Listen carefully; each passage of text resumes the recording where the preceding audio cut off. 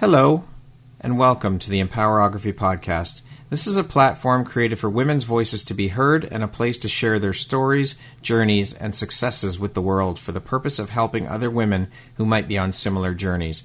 We are empowering women one episode at a time. I'm your host, Brad Walsh, so kick back, grab one of your favorite beverages, and enjoy the stories.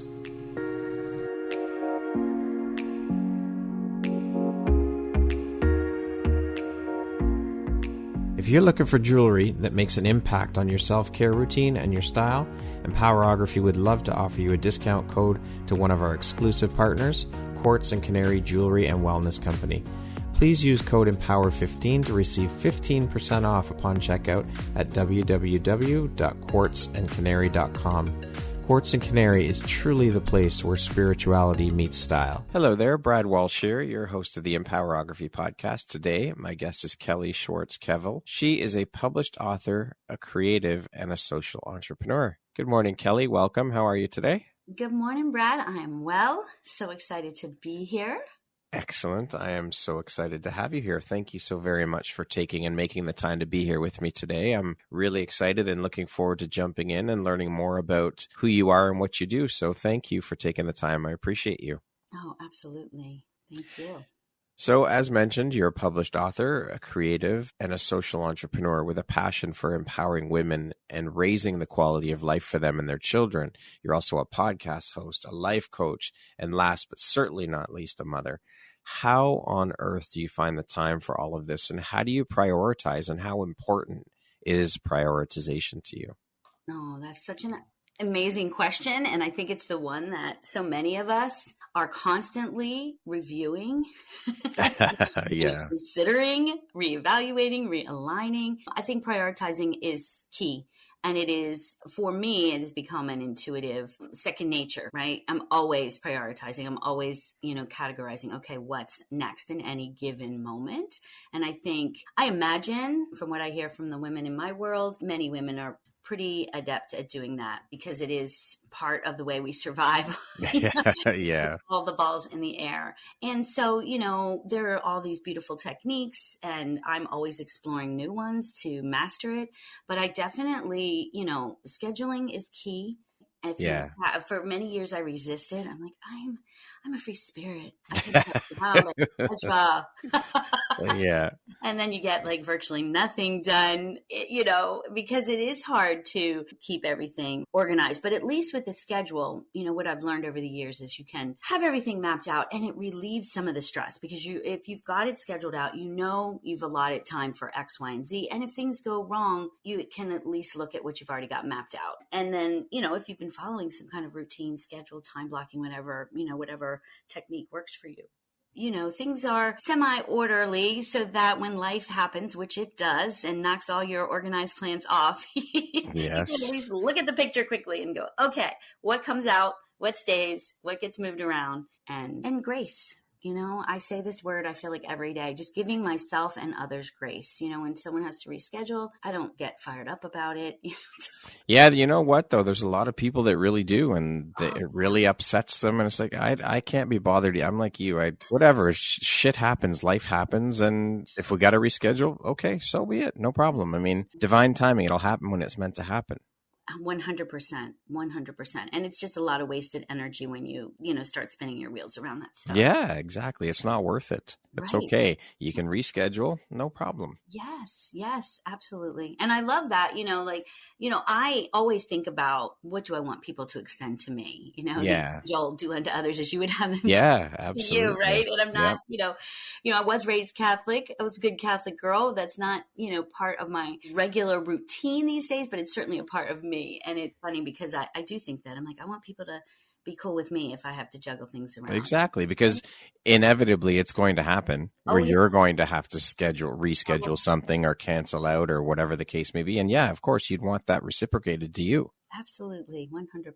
So Kelly, what does your morning routine look like? Oh gosh, I thought about you and this question so much this morning because when I was considering some of the things we were going to talk about today, and I was like, oh wow. So my morning routine, when everything goes as planned, maybe 50%. Yeah. includes getting up really early, which is not, again, something I did in my younger days, but I have found that those morning hours are absolutely priceless. And it really sets the tone for my whole day when I can get up before the sun and before the children. I still have one young child at home. The rest have flown the coop, so to speak. But that really helps. And then I usually spend a little bit of time writing. I have to have my coffee. I have not given up that vice. It is a requirement right after, rising up. That's where my body takes me to the coffee pot. And then I also just, I worked with a health coach years ago, and she recommended this Himalayan salt lime, which she called a shot. Obviously there's no alcohol in it, right? But it's just a little bit of water, maybe a tablespoon or two of warm water, a little bit of lime juice and Himalayan salt. And the idea is that it levels out, it helps you to align your cortisol levels, which I find really useful. So yeah, that's something I've subscribed to. So, but I would say the biggest thing that's non-negotiable is the coffee and the rising. Of course, the coffee. Of course, the coffee. Yeah, absolutely. Sets the tone. So, Kelly, what were you doing for a living before you jumped into coaching and entrepreneurship? So I am an early educator by trade. So for many, many years, I worked in every capacity you could imagine in early education, from obviously being a teacher to being a director. I was a parent advocate for years, and I still consult with early education programs and train teachers. That's a little piece of the work I do as well, another part of my bread and butter, if you will. I love it, and it is obviously key to the work I'm doing now in my coaching and mentoring business, which is, really supporting women and in turn children. You can't really separate the two in most cases. You have to look at families when you're looking at how to support young children. And I just think it's so insanely foundational and so important to every single one of us, whether we have children in our lives or not. It is undeniably the foundation of our culture. Yeah, for sure. Right? It's like, you can't not look at this. And unfortunately, I get my back up a little around this topic because I feel like as a society, we say we care about children and education and all those things, but put your money where your mouth is. It's not where we really dedicate our resources, which is sad because it shows. Well, that's where a lot of the resources should be going, because our kids are our future. They're the ones who are going to be running this place. And we need to invest in them. Yes. And the investment in children, young children, middle childhood, teens, all of that, again, it affects all of us. It supports all of us. We're growing up these humans, these people that are going to run our society and our neighborhoods, our culture, what have you, however you want to define it, our families. And for them to be supported and guided and loved and seen in their entirety is so vital. And I love, there's this real push that I bring to all parts of my work. I feel like there's a real push in child development and early education in being really clear about seeing the whole child, right? You might hear the term more commonly, but nobody wants to be defined by their worst characteristic or worst action. So really being able to see that we are whole people from the get-go and honoring. So what inspired the jump for you into becoming a coach? Well, to be completely transparent, it is what I was just saying about put your money where your mouth is. The average early educator lives below the poverty line. The average early educator is expected to have all kinds of education, PhDs some have, and the pay is just atrocious. And so I have, through my entire career, I've been trying to lace all of my interests and skills and experience and joys and creativities to create my own path, because working within that field meant, especially once I went through a divorce with 4 children, that I was going to have to find some other way to support myself and my family. And it's so hard because the work is, as I said, I love the work and I'm constantly finding ways to get back to it. And that's why my focus is on women and children. I mean, the obvious, I'm a woman, of course. and I'm a mom, and I am a woman who went from being in a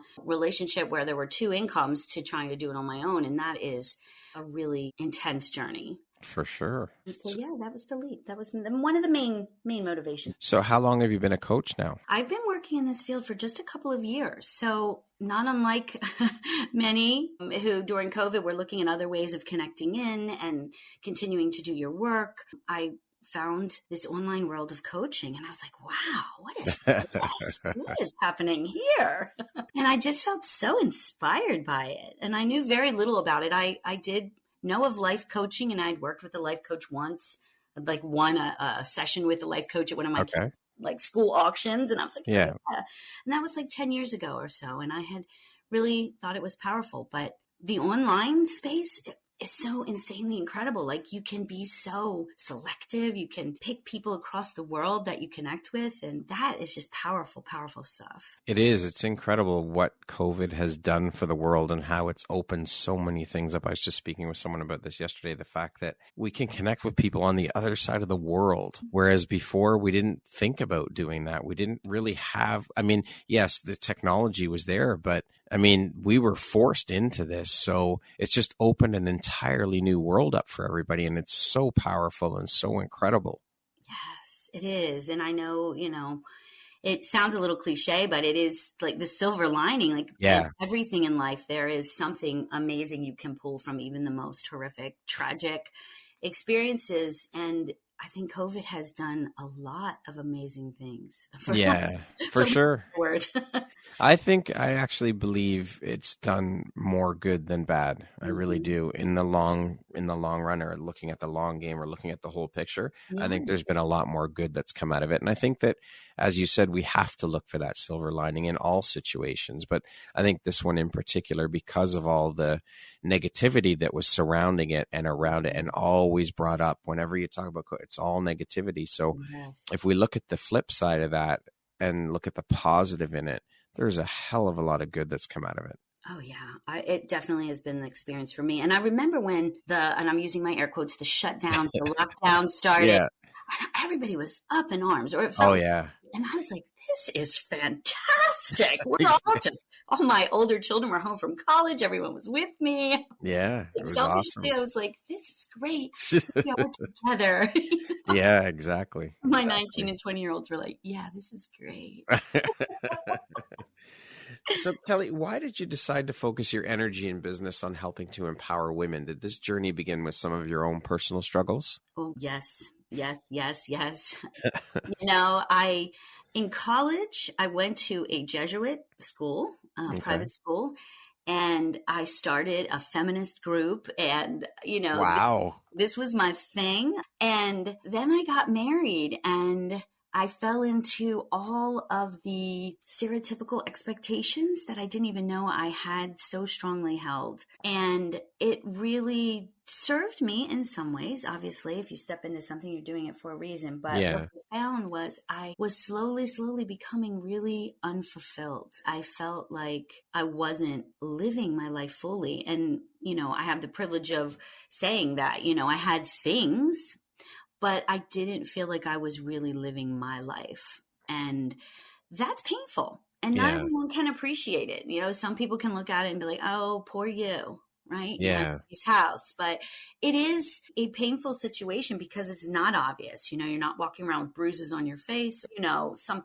really terribly obvious pain. But it is a deep pain to lose touch with who you are and what you want to do with this beautiful, precious life that you have. That's the thing though, right? If people don't see physical marks, or they can't see, like, your arm is in a cast, or it's all the same thing around mental health too, right? If people can't see it, then it doesn't exist. And it most certainly exists. And I know from speaking to so many amazing, powerful women, and I say powerful again with air quotes because power manifests itself in so many different ways in any individual. But I think many people, and certainly many women, experience this because the cultural expectations, as we all, live under, right? Yeah. We can fall into a rhythm and a routine that doesn't serve us. I loved being a stay-at-home mom, which was a big part of my life for many years. I absolutely adored it. Being an early educator, it was perfect. My husband at the time loved that I turned our formal living room into like a preschool. Like, this is interesting. This is the first thing people see when they come in our home. And I was kind of like, and I don't care. I live here. It's my house. Yeah, I live here. And, so I really just wanted to show my children, especially my daughter. I have 4 children, 3 boys and 1 girl, which is an amazing gift I didn't expect. I always thought a mom of a girl. Like, I just assumed that from I don't know why, that's kind of how we roll. And then I had my first child, and he was a boy and the most fantastic human. Oh my God, I adore him. Like, I love all my children, and I love to be, of course, right? But I love to be able to say that, you know, I love them as people. Like, if they weren't my children, I'd want to spend time with them. And that's a gift as well. But again, I wanted to show them, and my daughter especially, that, you know, it's important to fill your life up and to look at yourself and to care about yourself and to love yourself deeply. And I was not doing that, and I was suffering under that, and I was wasting precious time, and I feel, in many ways. Well, I mean, we only have one shot at this life, one go around, so you might as well make the best of it that you can. Yes. And yeah. And I think, you know, so many women, you know, what's translated for me as I've been doing this work and going through this journey as, you know, myself, is that women especially are not taught to really focus in on the financial pieces of life. And that's a more practical piece that I am continuing to see women struggling with, continuing to explore ways of building this in myself as well as the women I work with, which is, you know, it is one of the great equalizers. And if you do not have financial resources, it makes it really hard to step fully into your life. Yeah, for sure. Right? Well, I think that's important, the work you're doing and educating women around that piece of it. Because you're right. A lot of women aren't taught about that stuff and learn and shown that those types of things. Yes. Or we're taught that it's not becoming, right? Yeah. Not want to focus in on that. It's not becoming to be worried about money, or, you know, and the whole, you know, I'm not going to go down that path, but the whole gold digger thing, you know, oh my God, it's so unreasonable for a woman to to care about her financial security. Which is ridiculous. It's time to shatter those societal standards that have been bred into women from when they were kids. It's ridiculous. That those things, I mean, let's be honest, it's ridiculous that there's a lot of shit that still exists around women and way that women were raised and brought up as girls and what they were taught. And it's time to start shattering all of those things. Yes. A funny story, Brad. As I mentioned, I was comfortable. I'm not saying I was living, you know, this lavish lifestyle, but we were very comfortable financially. I felt like my children and I had everything we needed, and more. And when I left that marriage, I was like, you know, it's not about the money. I want to be loved. I want to be appreciated. And all of that is important. Don't get me wrong. That is absolutely 100% important. And part of the work I continue to do has to start with you, not the person in relationship with. But I remember that first year stepping out on my own. And then I was like, oh, wait a second. There is wait a minute. Let's pause here. I need to focus on the financial piece, because you know, it creates an environment where women, they're in a position of being controlled. The controlling piece is continuing for some women when they step out, if they're unable to support themselves. They're relying on support or what have you, government. Whatever it is, Yeah. And it's not an easy road to hoe. You know, I can remember first time I had to go in and look at maybe getting some services. I had never been in that situation in my life. I had no idea how to navigate the systems, even the physicality of walking into some of these places. I remember the first time I walked in and I sat down and people were yelling and it was cold and the environment was so stereotypical. It was exactly what I thought it would be. I was like, where are the flowers? Do you have a glass of water? Like, this is horrible. Everyone's so angry in here. And I just remember leaving crying with no services. I was like, this is crazy. Like, and again, like you could say, put your big pants on, girl, right? Yeah. And I did. I had to. I figured it out. But again, it's just those pieces are not something you can ignore. And it is really important for women to be able to navigate. For sure. Financial security in order to get to all the other goodness. Yeah, absolutely. And so how have these experiences helped shape the Kelly you are today, both personally and professionally, do you think? I think one of the most amazing things that's happened, Brad, for me is I can remember before I even started doing the coaching and mentoring, I was sitting thinking, wow, I went from having all this, you know, from the exterior looking like this, right? Big house, beach place, multiple cars, right? All of the markers from the outside, husband, children, right? Dog, all the goodness that we think we should have. And then I was living basically in a large room in my parents' home temporarily with my 4 children. They were in other spaces, but I was in this kind of extra bonus room. And I was sitting there and I was like, oh my God, I've fallen so far. But what I realized, after some contemplation and some tears and all of this and some time was, wait a minute, I am the same Kelly. I am the exact same human, regardless of whether I'm living in a beautiful house or I'm, camping out in my parents' bonus room. And like all of that means so very little as to who I am. And it was this beautiful moment for me where I was like, wait a second, I get to be me no matter where I am, no matter what is happening. And so this journey that felt like a fall from grace really showed me that I have absolutely everything I need always, which is so cliche, but the best cliches are so true. Yeah, for sure. Absolutely. I just was like, wait a minute, I can still laugh. I still love, I have my beautiful children are healthy and around me. Like I was able to look at all of the goodness. My parents were warm and welcoming and loving and supporting and, At least you had somewhere to go. Right? Exactly. There's a lot of people that don't have that. That have nothing and have to, it was such a good place to be be able to stop and say, let's look at all you have to be grateful for. And that doesn't mean you don't, look at the things that are hard. It doesn't mean that you don't grieve. All of that is crucial and important. But gratitude, I heard someone say this and I repeat it all the time. It's almost impossible to feel great grief or sadness when you are in gratitude.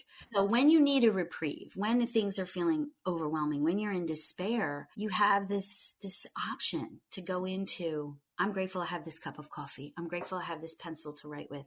I'm grateful I'm able to write. I'm grateful I have a bed to lay in tonight, right? Whatever. And then just building on all the little things into the giant things, like I have a family. So I would say that's really been the most beautiful gift. And so what type of person or client is your ideal client? Like what things do you look for in a potential client before deciding to work with them? I That's a great question too. I think it's a question in the coaching and mentoring world we ask all the time, or we are asked often. And I would say the biggest thing I'm looking for when I'm meeting with a client is her willingness to transform her life. Now, when I say transform, that's also a buzzword. So let me back up from that a little bit. Willing to step into her life, because I think transform, it's like, are we transforming? Are we changing who we are? Yes and no. I think we are who we are. And I think for women, it's a lot of kind of peeling back all those layers and getting maybe back to ourselves, back to the person we know we are. So many of the women I work with are in some form of transition. So maybe they're freshly, moving into the world of being a single parent or newly divorced. Some actually have been on that journey for a while, but they are still at the beginning stages of the transition as far as where they are mentally. We are all on the path and taking our time. So I've met some women who come out of the gate like, wow, master's degrees in bodybuilding and and then others are crying and, spending time really just trying to figure things out or maybe struggling longer. There's no right or wrong way of doing it. We deal with life the way we deal with life. So I would say that my ideal client is a woman who is in the process of stepping into her story, stepping fully into her life. Beautiful. So what lights you up or excites you the most about the work that you're doing? Oh my God. It's the sisterhood. It's the collective. It's the collaboration. I get so much, selfishly, I get so much from working with other women. And again, ironically, that it started during COVID when we weren't able to necessarily physically be close to one another. But just, I think women are the storytellers.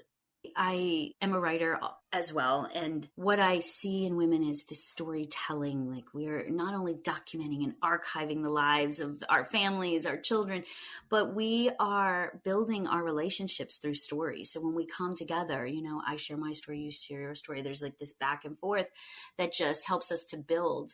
And again, I say women because that's where my journey has taken me right now.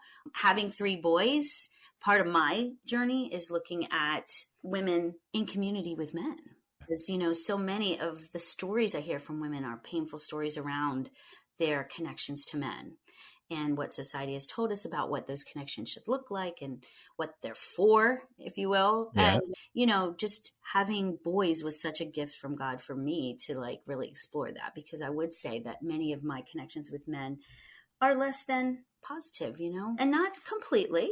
I have some really wonderful experiences as well, but women coming together is something that has always filled my heart. I have a baby sister who's just a year younger than me. I'm super close to my mother, my aunties. I went to an all-girls public high school in Baltimore, which is kind of unusual, but just the energy of other women in our sadness, in our celebration, in our laughter, in our tears is just life-giving. You have a passion, obviously, for empowering women in and through your work. What do you do to empower yourself and other women? Again, I would say creating community has been really my focus. We just did an in-person writers retreat. Awesome. And it was a small, private, intimate group, which was beautiful because everyone felt super comfortable within a very short period of time.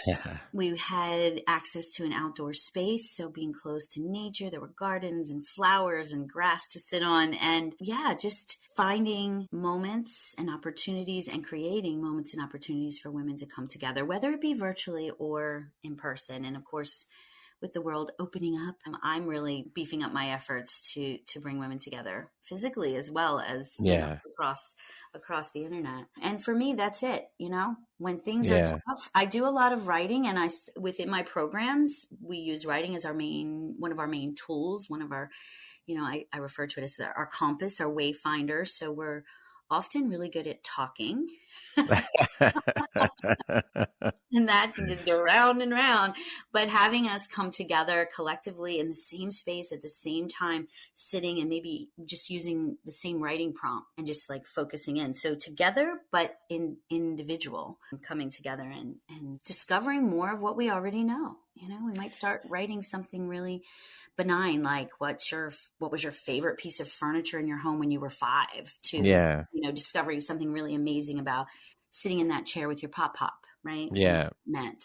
Yeah, it's funny. I was talking with someone yesterday, and we were talking about women back in medieval times and how women would sit around in circles and share stories and talk about stories and all of those things. And then things obviously shifted, but now we're seeing a shift back to those days again, where women are gathering and sitting around in those circles. And it's just funny how time has changed that, and how we're now coming back around to what, as it does with everything in life, it always comes back around with fads, everything, right? It always comes back around to what it was previously. It's very interesting. Well, and it's also interesting because when you said that, the one thing I was thinking about is not only coming back to that, but honoring it and giving it really big value. Because, you think of some of the things, if you think I think back to my mom, right, in the 70s, raising us up, Tupperware parties, right? Yeah. And you see a Tupperware party depicted in any piece of... Oh, yeah. It's ridiculous, right? It's these, women who are prancing around with their yellow goldenrod, yellow Tupperware containers. Yeah. But again, I feel like if you really look at what that's all about, it was a powerful thing still. It was women trying to find a way to gather. It was, what was happening at Tupperware parties was just not about Tupperware. No, of course. Tupperware really was just the smallest piece of all that. Right. And I just think that as a woman, especially a woman moving into my 50s, I'm 52, and my own ideas about middle-aged women. I mean, even saying the word middle-aged woman, just makes me so uncomfortable. Yeah. Because in our society, the middle-aged woman is not revered. She is beginning to become obsolete, invisible, unimportant. And I think that we are having a shift. I saw recently they compared the image of the women from the Golden Girls with the women from the Sex and the City reboot. Yes. And they're the same ages. Yeah. I saw that too. Yes.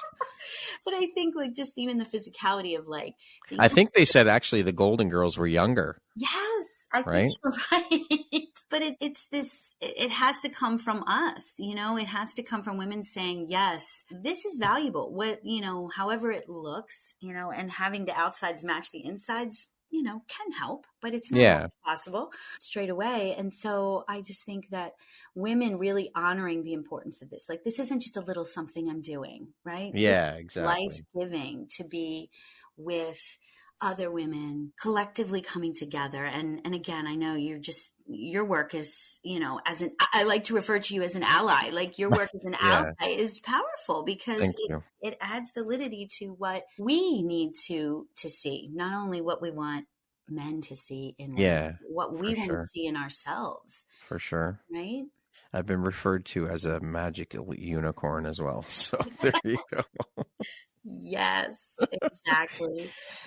Now, you've mentioned you have 4 kids, three boys and one girl. Mm-hmm. So I'm curious, how do you empower your children and how do you empower your sons versus your daughter? Well, I think I always go back to, number one, letting them be who they are. Another kind of cliche statement. Sometimes I feel like I talk in cliches all day long. But as I grow older, I'm like, now I know why they always said that. It's so true. But really just letting them be who they are. And it's not always easy. We have a lot of big ideas about, what happens in our children's lives and how it reflects on us, our expectations for their lives, what we want for them. And one of the greatest gifts I've gotten over the last 8-9 years as I've gone through kind of some big challenges in my own life is that it's so vital for me, again, to see them in their entirety and to let them, live their lives. And as they've become young adults, really stepping back, not stepping away, stepping back. So I'm available. A story I've been sharing lately, my oldest son lost a really dear friend in September of last year to what may or may not have been suicide. He was his freshman roommate. They were such close friends, this whole group of creatives, right? He's in school and they just are together constantly creating these beautiful things of work. And when it happened and he called me, I was so heartbroken because I know this kid and, you make all the connections to your own child and, oh my gosh, how are they suffering? Are they afraid? What do they need? Yeah, exactly. As a mother, you want to be there. Yeah. I'd imagine as a father, this happens too. Yeah. Yeah. You want to be there. And he's a few hours away from me and I had to wait. And I felt like this was a gift I gave to him. I didn't rush in and try to make him feel better. Yeah, fix it. Yeah. Right? I didn't rush in and try to solve a problem. I allowed him to, take the lead. And I reiterated, not too much. Like, when you need me, tell me, I'll come. It's no big thing. Whatever I'm doing, I'll stop. I'll be there. And waiting was so, so hard. But he did call and he said, Mom, I want you to come, And of course I was like, I'll be right there. And I hung up and cried. And I cried like a baby. And then I drove a million miles an hour up the road. And then when I was there, again, being there with him and his friends and their grief, like just being available. If a kid needed a hug, I was there to hug them, but also not coming in and trying to tell them how to grieve, tell them how to feel about all of this. So I just feel like it's a good example where I was really called to think about my role as his mother and how I help him step into his own power. And I know through that experience, it's continuing. It hasn't even been a year, but I think through that experience, he's learned so much about himself and hopefully built some confidence in how he can weather the most painful of experiences, right? Yeah, you have to give them that space to go through it and experience it, because if we swoop in as parents and try to fix everything for them, they're not going to know how to deal with this stuff when it does come up. So kudos to you for recognizing that and for giving him the space to deal with that and giving him the permission to deal with that, and then to know that you're there when he needs you. That, I think that's such an important part of being a parent, is to not rush in and fix everything like we want to, because of course we don't want to see our kids suffer, but we also want them to learn how to handle situations and deal with them when they come up. And it was a lesson for me, and also holding space for someone else, right? Yeah. When I went there and there were all of these kids just in so much grief, and then the mother and then the other mothers, and there was so much happening, but just, being available and being able to experience my own grief around it, for sure, myself to do that and not, I felt like there are lots of examples like this. And again, I don't know from the perspective of a father if it's the same, but I know for us as mothers, there's a lot of expectations about making things better. Yeah. And so there was some fear and some anxiety around letting go. Like, am I a good mother if I step back? Isn't mothering being all encompassing, right? Yeah. So practicing some of that. For sure. Well, kudos to you for doing it. Yeah. And then just in general, like, I think you teach our children how to be in their own personal power by stepping into our own. Absolutely. That's how we're doing it. Hopefully they're watching.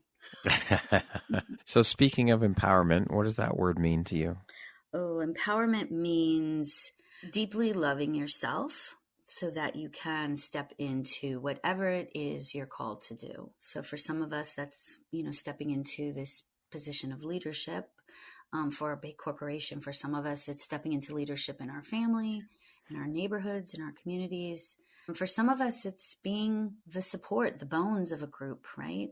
I think it's the deep self-love is so crucial to empowerment because it helps you to identify what your calling is. I love that definition. Mm-hmm. So I want to speak a little bit about creativity. Yeah. Kelly, with you being a creative soul, this is something I often think about and wonder about when it comes to artists, athletes, musicians, etc. There are some people, I think, that are just born naturally with an innate talent. It's almost like they come out of the womb with, say, a guitar in their hand or a paintbrush in their hand, or, you know what I mean? Like, it's just there. And there are others, obviously. I mean, let's just say, for sake of argument, that innate talent is in 10%. Mm-hmm. The other 90%, they have to practice and work at it and hone those skills to become artistic. Now, do you think that that other 90%, do you think it's possible for them to get to that skill level of the 10% who are just innately born with that level? And that's not to say that that 10% doesn't have to practice, because of course they do. They have to practice their skill set, but it's just like they're just born with it. And this 90% has to work much harder. Do you think that they can attain that same level of skill or expertise in whatever area that may be, athletes, musicians, artists, whatever the case may be? Do you think it's possible? And do you think it's possible that they can learn and be taught that so that they are able to reach that skill level? Yes. I think there may be some nuances in the actual level, if you will. But in the end, I think you most certainly, if you have a drive and a passion, that you can get there. And again, I'm qualified by saying I think that perhaps you could argue there may not be the exact same level.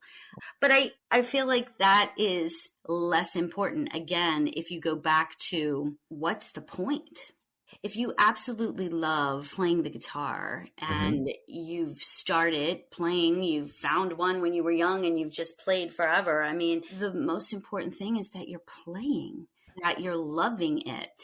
And, I think that one thing I've noticed, again, from my experiences in the world, but also from being a parent is, I think a lot of times we go towards what we think we're supposed to be doing, what we think we're supposed to be good at. And if we are allowed to really discover and really understand and identify what we are innately good at and passionate about, those are the people that hit that high level, right? Because they've been given permission to go down that road. And I certainly have had in my experience knowing people who are, for example, really wonderful visual artists, but their skills have not been developed because they were told that was not valuable.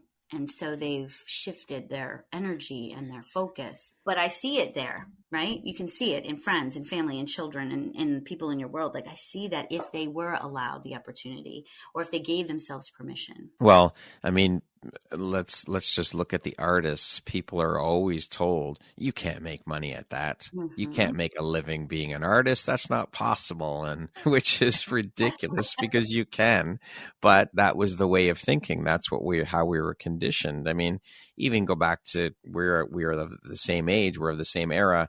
Go back to even when we were kids. Our parents would never have encouraged art as a career. Not to say that they wouldn't have encouraged art to do it. If this is something you love doing, great, that's wonderful, do it. But I don't think it would have been encouraged as a career path. And then we look at our generation, like our parents, there's no way in hell that would have been encouraged to pursue a career as an artist. Exactly. Oh, you're so right. You're so right. And I even, again, back to the stories, in high school, I was in theater, and Baltimore has this great school. It's called Maryland now, but it was Baltimore School for the Arts. And I did all these like programs around that. And when it came time to get into high school, I wanted to go there. And that was exactly my experience. And my parents were beautiful, loving, supportive people, but they were like, not so much. Let's not do that. Let's go to the college prep school. Yeah.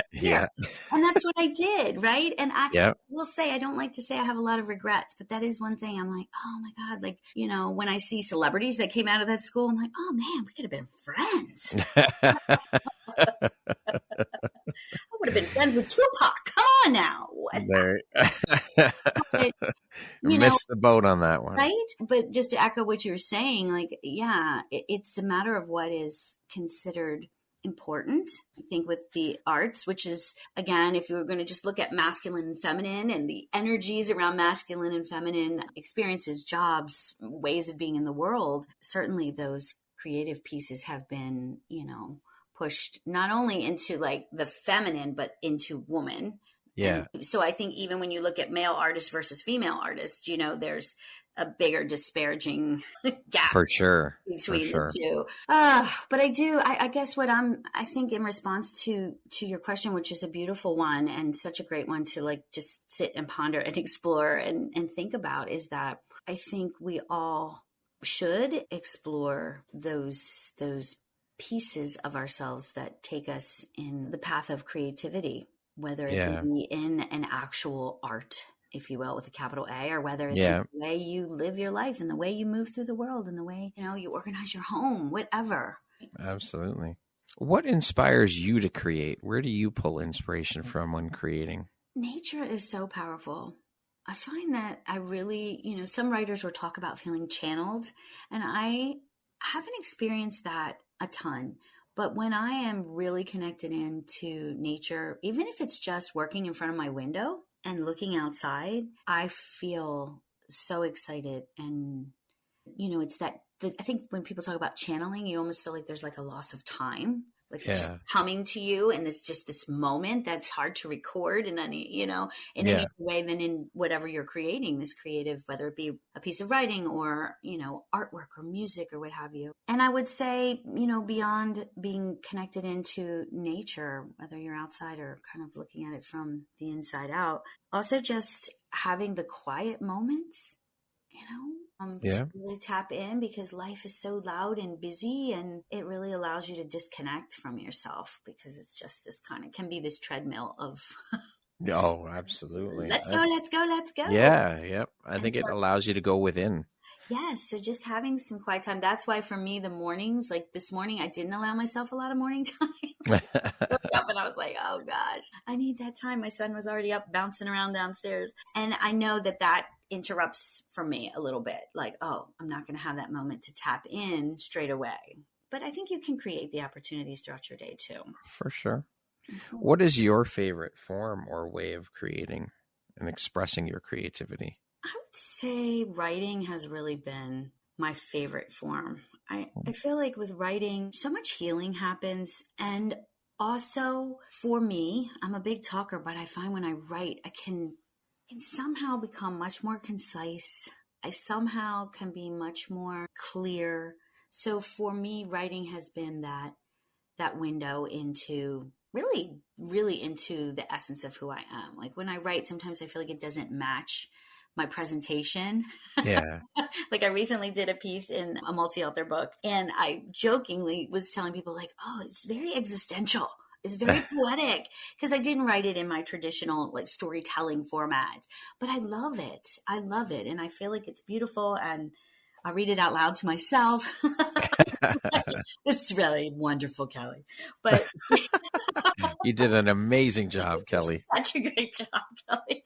But I don't know that others are going to feel the same way. Some people, you know, have shared with me their experience of it. But the reason I bring that up is because it is a way for me to tap into myself, like on such a deep level. And it feels so good. It's like when I look at a picture of myself as a 4 or 5 year old, and I'm like, there she is. She's so darn cute. Like, I can feel myself in my entirety. Like I'm a whole person. I'm not just the middle-aged mom of 4, right? I can tap into the Kelly that is all the Beautiful. things. So speaking of writing and being an author, you are an author. And was writing something that was always part of who you were, who you are? Or is writing a fairly new path? And can you tell us a little bit about the book you wrote, the chapter you contributed, whatever the case was, and the title of that book? Yes. So yes, I always say that I've been writing since I could write. I've been writing stories and books. My mom was an avid reader. And, I think about this often with my own children as I was raising them up. I would see my mother reading all the time. She always has, to this day, she's 81. She was here yesterday. She's like, where's my book? She always has a book. And I watched that and I saw her kind of go into herself versus the whirlwind that she was or is when she's taking care of all of us. And I just fell in love with reading. Watching her made me want to read. I remember the first time I read a book. It was Dick and Jane. We can debate. I know that's politically incorrect these days. I think Dick and Jane has been frowned upon. But at the time, it was part of my repertoire. And I was so proud of myself for reading a whole chapter. And I was 4. I remember reading it out loud to my mother. Like, oh my God, watch this. I can do it. And, those are powerful moments in a child's life. And I remember writing a series of books when I was about 10. They were called the Molly books. And it's sad part of that story is that when I was in my 20s, I remember going through old things and trying to be someone that I thought I was supposed to be. And I threw out every picture I could find that I thought was ugly of myself. And I threw away my Molly books. Oh, no. And I just want to cry about it today because I'm like, God, I would love to read those books today. Yeah. But it was this kind of like, I want to be something else. I want to be loved by everybody. I want to be what I'm supposed to be, just this young 20-year-old somebody trying to figure a way in the world. And part of that was kind of disregarding parts of myself for a while. But writing has always supported me. And even when I wasn't like working in an environment where writing was part of my work or, publishing, I have always used it as a tool for healing. I like to say writing is my friend. When I went to Brazil for 2 weeks, I did not speak Portuguese. I could say like obrigado and ciao, and that was the extent of it. I wrote like 4 journals full, because I just needed to express myself. I just needed to share with somebody, what was happening for me in this experience. So writing has always been my friend, has always been a tool. And I love sharing writing. I love working. I'm running a program where it's called Conversations Between Women, the stories that heal us. And we are coming together to do some work like you do, Brad. We are creating a multi-author book and we're doing just so many fun exercises together where we sit and we write in community and then we share and we look for the goodness and we laugh at the horribleness. And yeah, that's beautiful and powerful. I think it's incredible. Yeah. It is. You reminded me when you said you were in Brazil for 2 weeks. I went to Europe for 2.5 months and I kept a journal and I wrote in that journal I have to find that journal. It just like, I have not thought about that. And I went to Europe in 99. So I have not thought about it since then. And I now that you brought this up, it's like, holy shit, I wonder where that journal is. Because I would love to find that and look back on that and read some of those entries about those experiences in that trip. Yes. Oh, those old journals are so powerful. I go through mine way more than I should. My daughter's like, what are you doing with that teddy bear covered journal? I'm like, I was so brilliant in the 8th grade. Let me share something with you. She's like, oh my God, please stop. I love it. But you know what's interesting, Brad? I have found, and I'm curious to see what your experience is when and if you go back through some old journals. Like I always am amazed at how much I did know. Yeah. Wow, I was 14. Look what I'm knowing. And it helps me to see that there is that inner knowing that's been there all along.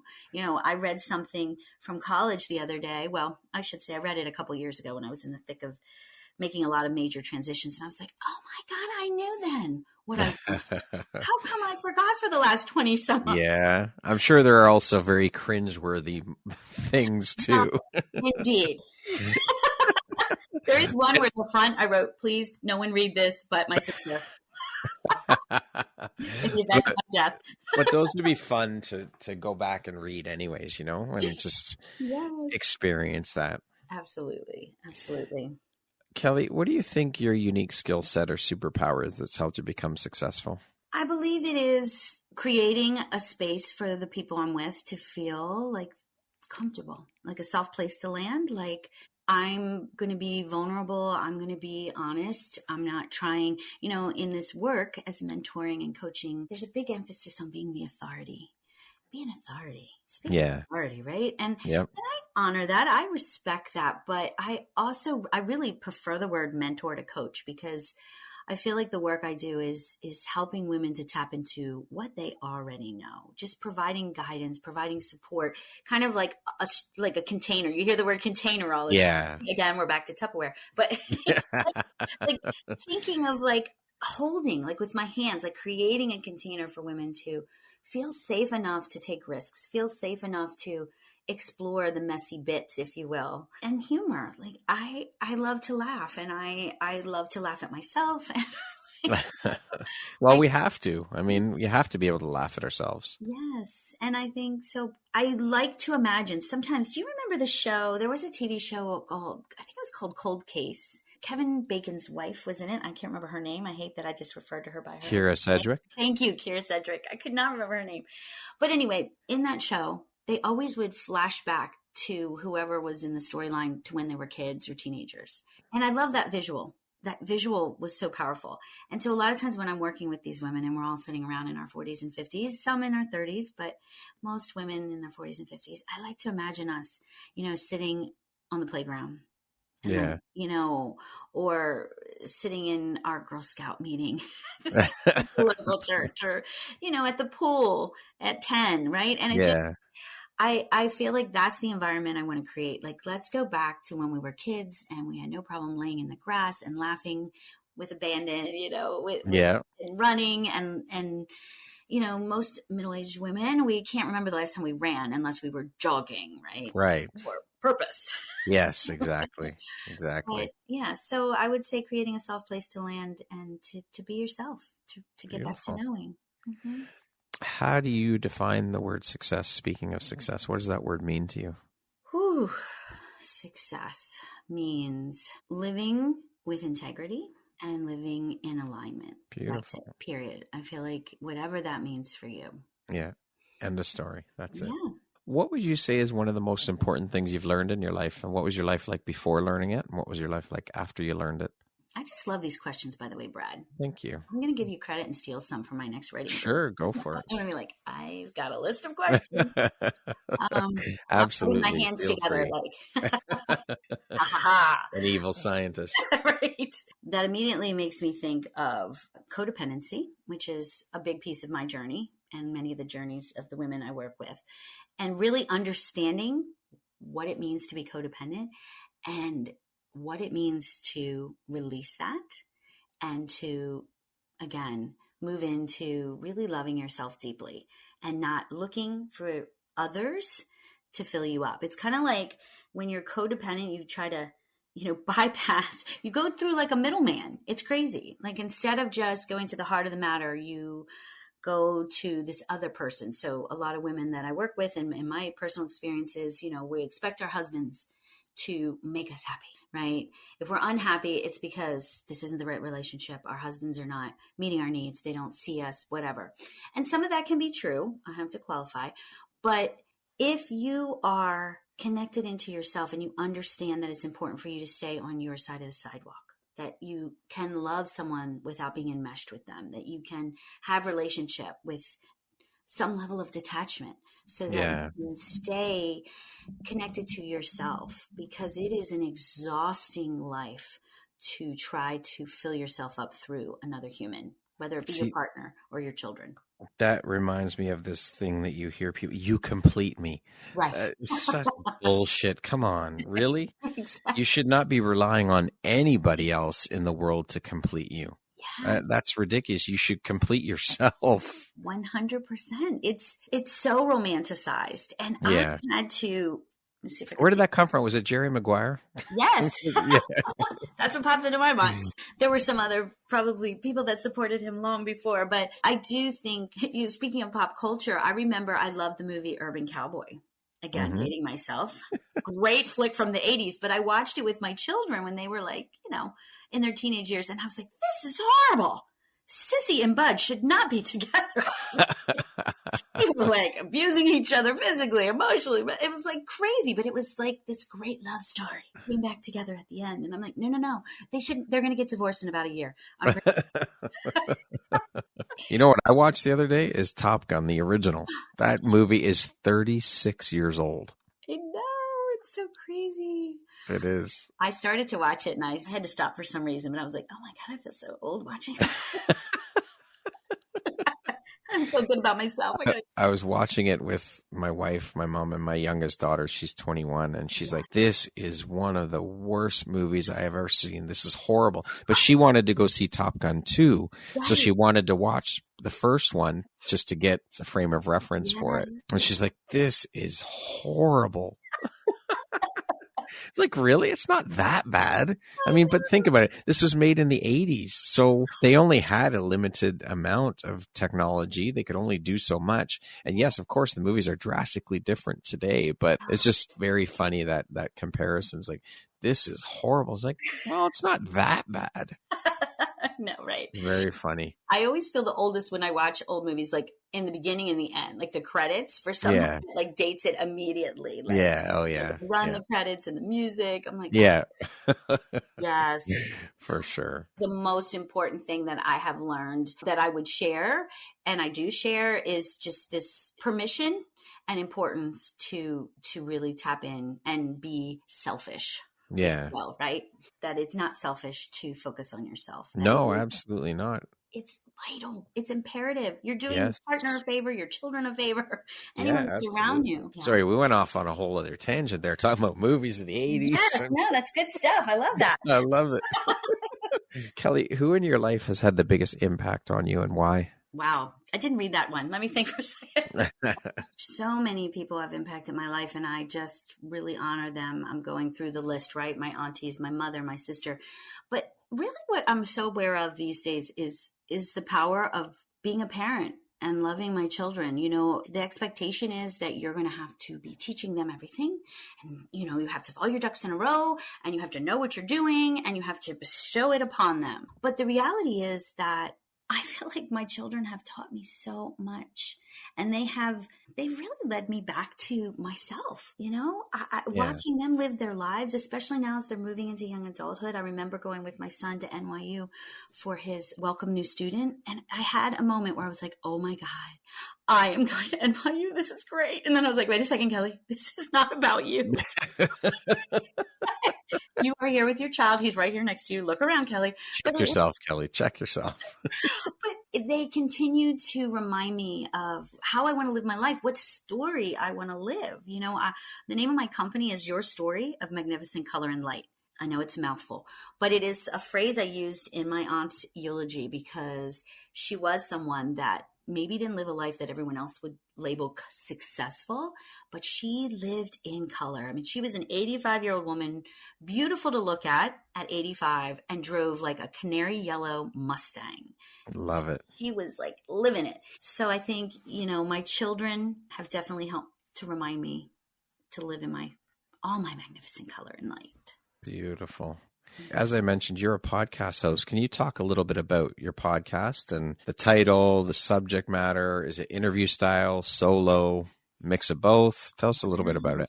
So I feel like I'm still fine-tuning my podcast. My podcast is of the same name as my company, Your Story of Magnificent Color and Light. And right now it's on Podbean. And the first 5-6 episodes are me and my sister, who is a neuropsychologist, talking about like all the things. So we are just bringing up subjects that are important to women, you know, women in all parts of life. We talk about our lives and our work, and we do a lot of connections into literature, and we have started to do some guests, and so I think we will move in that direction as well. I see us alternating between the two of us having conversations and, you know, the two of us connecting in with guests. It's just such a beautiful platform. I know you've been doing it for a bit now and had so much success. It's such a great platform. It is.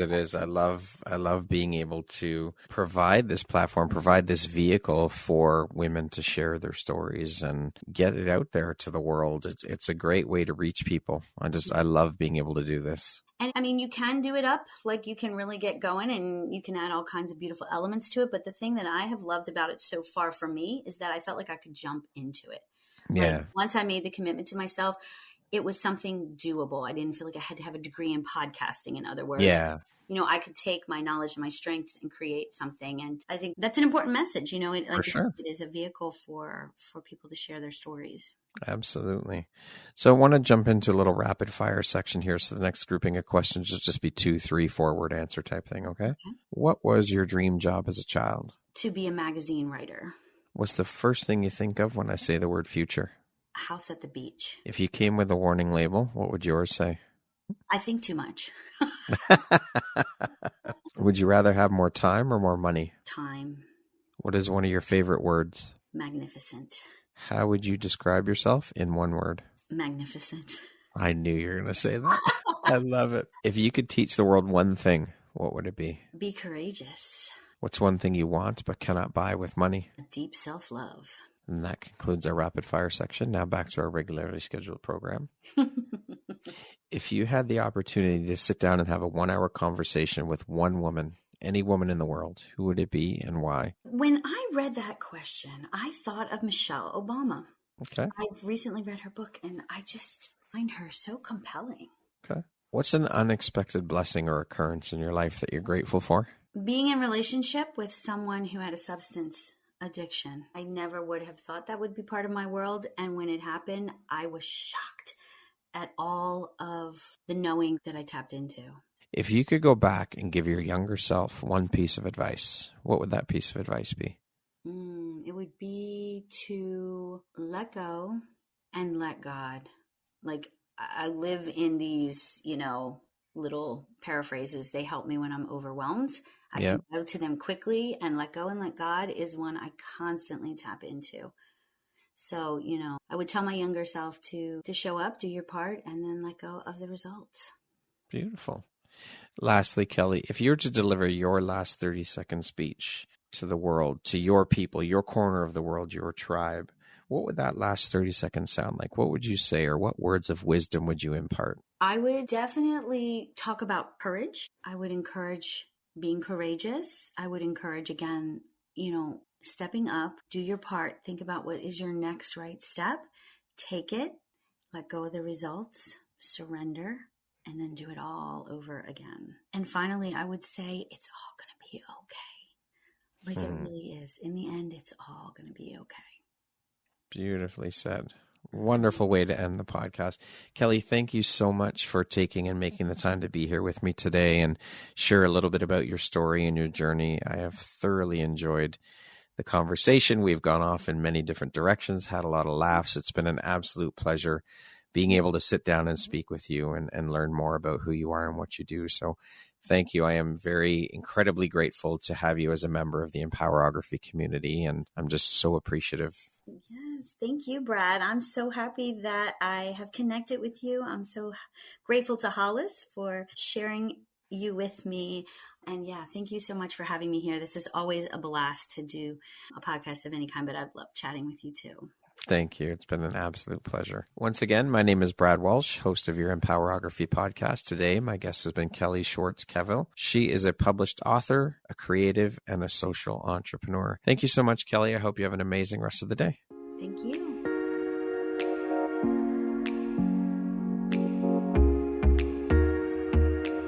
Thank you very much for listening to this podcast. If you haven't yet, please be sure to subscribe, rate, review, and share with all your friends. You can find me at viseuphoria.ca and follow me on Instagram at Empowerography Podcast and on Facebook at Empowerography. Please join me next time for another inspirational story from yet another amazing woman.